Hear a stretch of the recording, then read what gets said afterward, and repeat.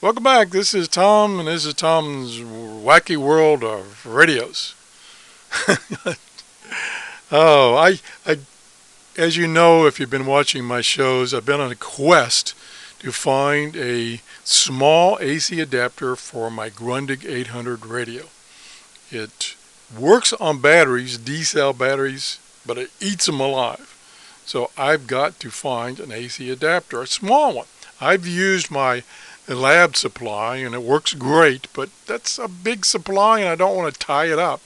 So I've been on a quest for a small AC adapter. Now here's one. The one that came with the radio, I got the radio used. The gentleman told me this is good for FM, but forget shortwave. And he's right, didn't work on shortwave. So I did a review and asked for suggestions. I got one suggestion. I bought that AC adapter. It was terrible on shortwave too. It worked on FM, terrible on shortwave because it was a switching power supply. This one I bought, forgetting that I shouldn't be using a switching power supply. Once again, it's a switching power supply. Several people told me, forget it, it ain't going to work, and they're right. I haven't actually tried it because once I realized it was a switching power supply, I just put it aside. So I'm not going any further with this one. Now, one of the comments I got was from a a gentleman by the name of Dave, who has been into reviewing radio equipment for years. Matter of fact, let's go to his website. Here's one page of his website. And Dave, like I say, has been reviewing radio and radio equipment for years. He was an editor at Passport to World Band Radio from 2000 to 2009, which is when they ceased publications. He does in-depth reviews. He takes radios apart, shows you what's inside, shows you what the problems are. I've shown his website several times on my videos, and I use his website a lot. He sent me a comment to that show I just showed you and said, forget it, this one ain't going to work, but I have a solution for you. And he said, I'll give you a call. So he called me last week. We talked for about an hour. I mean, it was really interesting to hear all the knowledge that Dave has, that he's accumulated over the years. And we talked about all kinds of radios, the pros and cons, and we talked about this modified power supply, which if we go down here, here's the radios that he has reviews on this website. You can see there's a lot of them. He even reviewed, would you believe it or not, a Kachibo, comparing it to PL 600, 450, DGN 1104.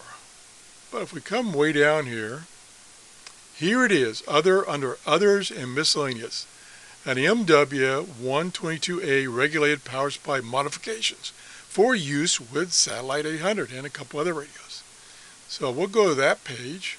Here it is right here. Here's the innards, and it does have a transformer. That's the key, a transformer power supply. And then he did some mods, which he discussed down here, and the reasons you have to do these mods. Here's a picture of the actual modification he made, where he put in some jumpers, and then he has some scribbled notes of the mod he makes, and this works on the Satellite 800. The problem with this regulator out of the box, this power supply out of the box, there are two things. One is the regulator is not adequately cooled, so it overheats if you're drawing, say, 500 milliamps or greater. It overheats and it can fail. The other problem is the switch, because you can switch between various outputs. The switch is intermittent, which can cause failures. So he's bypassed Let me go back down here again. He's bypassing the switch and hardwiring this for 9 volts, which is what the Grundig 800 works or needs.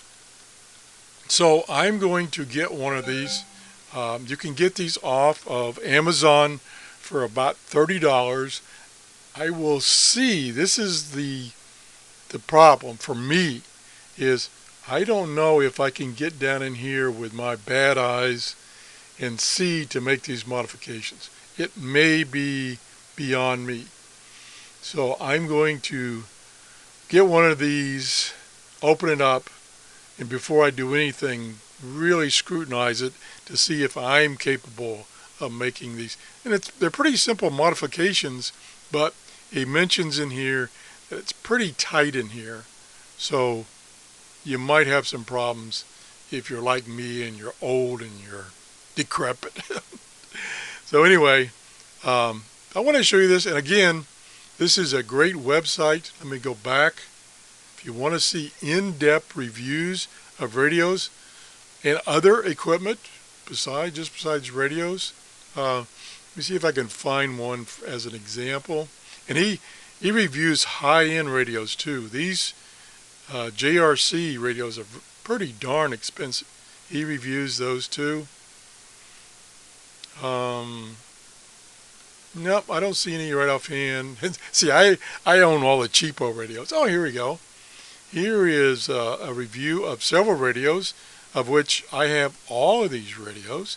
We just quickly select that, and here's his review. You know, he goes all kinds of details about these radios. He even talks about the problem with the PL880 on single sideband. So check out his webpage, and if you've got some old copies of this Passport to World Radio, you can review some of his articles he put in there. I've been collecting these. I still don't have the last version, which is the 2009. I'm still trying to grab one of those used. So anyway, if you enjoyed this show, thanks for watching. Please give me a thumbs up, and I'll say have a nice day. Bye-bye.